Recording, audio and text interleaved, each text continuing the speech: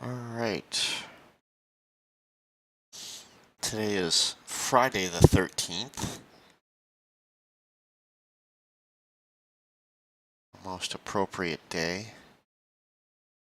All right, what we have going on here is the Cube game, which I uploaded a short video of last week. Made a lot of progress. So I'm just going to launch the game here and then talk about it a little bit. All right. The game launches in a 1024 by 768 window. That is done on purpose.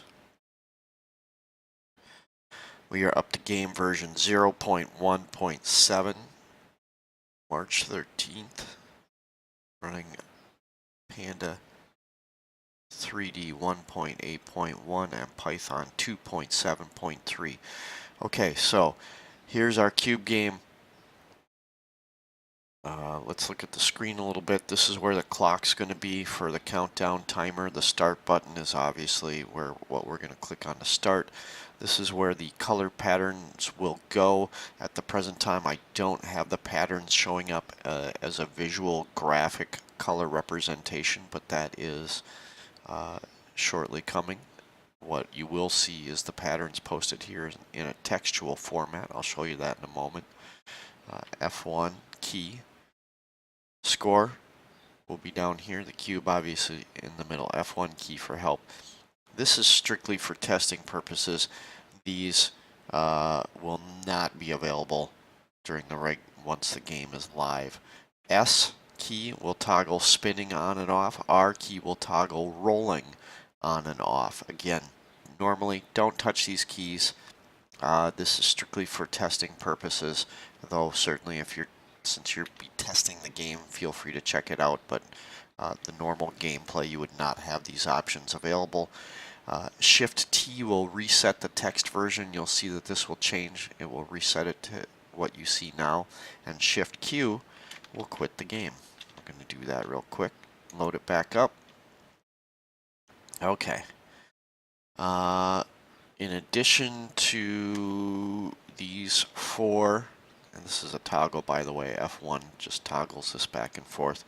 The P key will randomly generate a pattern, which will show up here. And we're going to do that in a second. One thing of note, while the game is in stasis mode, there's no actual game playing. If you click on the surfaces of the cube, you will note that it does register, but doesn't do anything other than that. During the game, this will either be seen as a correct, if you're clicking the correct part of the pattern, or an incorrect.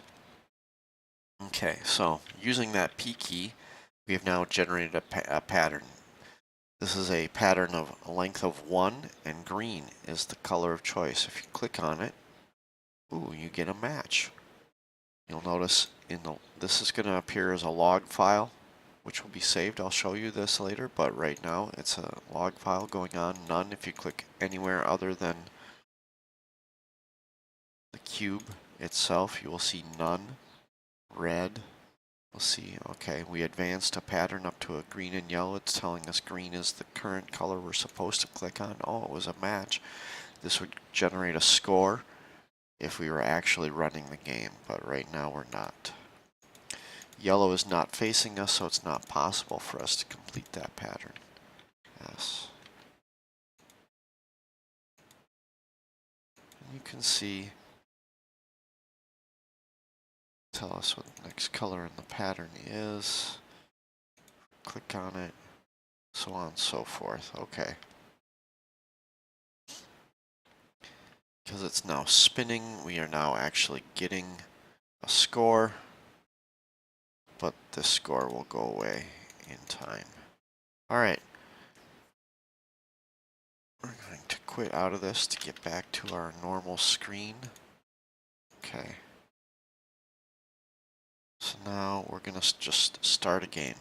We get a 10-second countdown timer.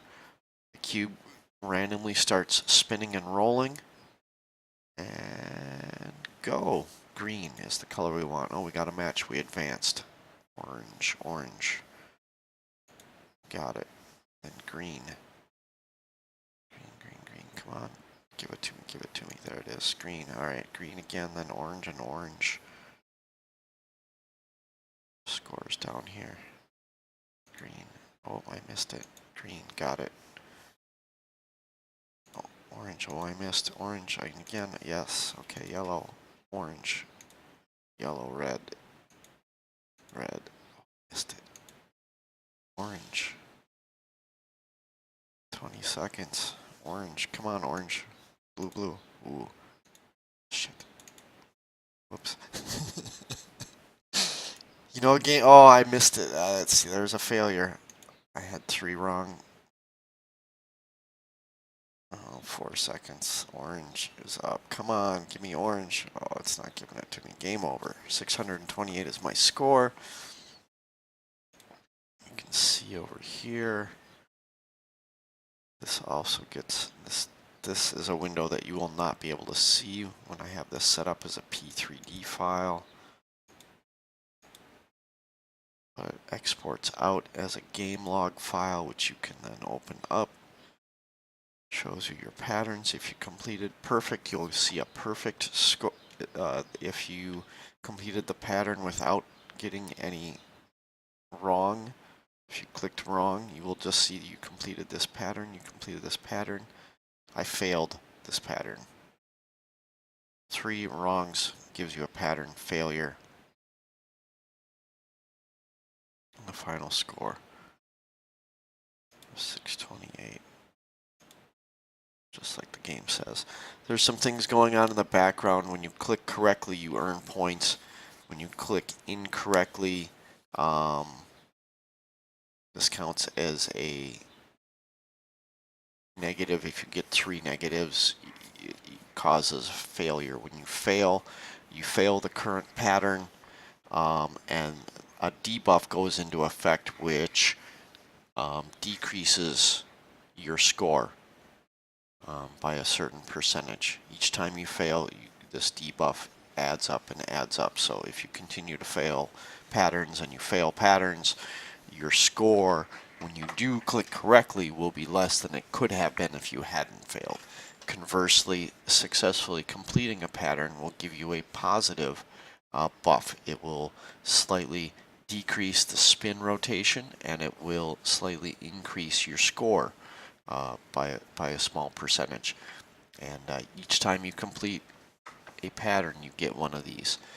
If you complete it perfectly, you get an even better buff, as we're calling it right now. Buffs and debuffs. Currently, buffs and debuffs affect points. It's a multiplier. And then also there is a increase or decrease to the rotation speed slightly. So this is all in the game. So check it out. We'll be looking to add graphical elements up at the top to represent the patterns. I'm going to look for a better way of saving the high score, and I will be shortly creating a P3D launchable file from this, which will be embedded in a web page and available to check out and test. Or you can download that P3D file and launch it from your home computer, much like I just did with this. So Shift Q, quit, out. Alright, and there you have it. My cube game. Qubits, Clickits, I haven't decided on a name yet. But there you go. Hope you enjoy.